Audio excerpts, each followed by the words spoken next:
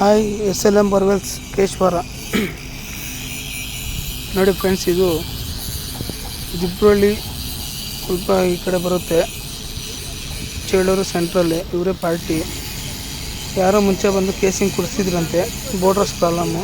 ಅದು ಯಾವಾಗಲೂ ಮೋಟ್ರ್ ಎತ್ತೋವಾಗ ಬಿಡುವಾಗ ಕೆಳಗಡೆ ಬಿದ್ದೋಗೋದು, ಇಲ್ಲ ಮೇಲೆ ಬಂದುಬಿಡ್ತಾ ಇತ್ತಂತೆ. ನಮ್ದಲ್ರಿ, ಹಂಗಾಗಿ ನಮಗೆ ಇನ್ಫಾರ್ಮೇಷನ್ ಕೊಟ್ಟರು.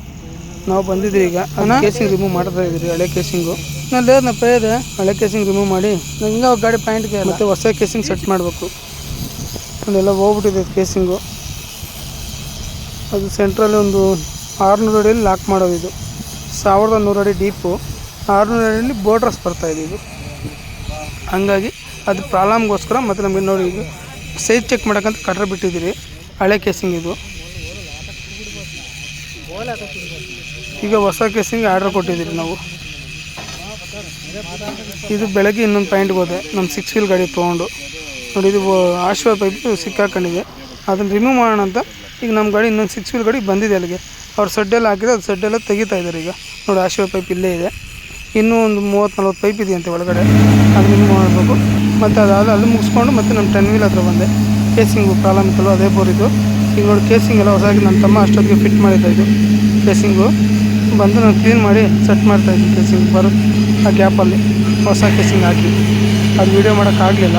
ನೆಕ್ಸ್ಟ್ ವೀಡಿಯೋದಲ್ಲಿ ನಿಮಗೆ ಇನ್ಫಾರ್ಮೇಷನ್ ಕೊಡ್ತೀನಿ ಅದ್ರದ್ದು, ಕೇಸಿಂಗ್ ಯಾವ ಥರ ಇರುತ್ತೆ ಏನು ಅಂತ.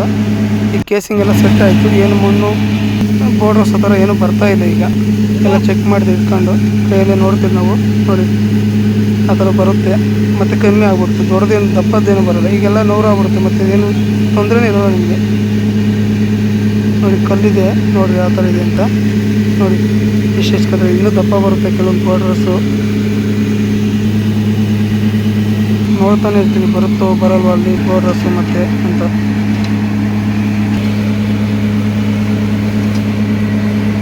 SLM ಬೋರ್ವೆಲ್ಸ್ ಕೇಶ್ವರ, ಚಿಕ್ಕಬಳ್ಳಾಪುರ ತಾಲೂಕು ಅಂಡ್ ಜಿಲ್ಲೆ.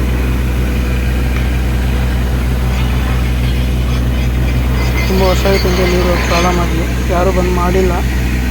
ಬಟ್ ನಾವು ಬಂದಿದ್ದೀವಿ ಈಗ. ನೀರು ತುಂಬ ಚೆನ್ನಾಗಿದೆ. ನೀರು 400 ಅಡಿಗೆ ನೋಡಿರಿ ಅಂತ ಯಾವ ಥರ ನೀರಿದೆ. ಇನ್ನೂ ಕೆಳಗಡೆಗೆ ಇನ್ನೂ ಒಂದು 600 ಅಡಿಗೆ ವಾಶ್ ಮಾಡ್ಬೇಕು ನಾವು, ಫ್ರೆಶಿಂಗ್ ಮಾಡಬೇಕು ಬೋರು. ತುಂಬ ಚೆನ್ನಾಗಿದೆ ನೀರು ಮಾತ್ರ. ಅವ್ರಿಗೆ ಅದಕ್ಕಾಗಿ ಎಷ್ಟೇ ಆಗಲಿ ಹಣ ಖರ್ಚಾಗಿ ಮಾಡ್ಕೊಟ್ಟಿದ್ದೀವಿ. ನೀರು ನೋಡ್ತಾ ಇದ್ವಿ ಯಾವ ಥರ ಇದೆ ಅಂತ. ಚೆನ್ನಾಗಿದೆ ನೀರು ನೋಡಿ. SLM borewells.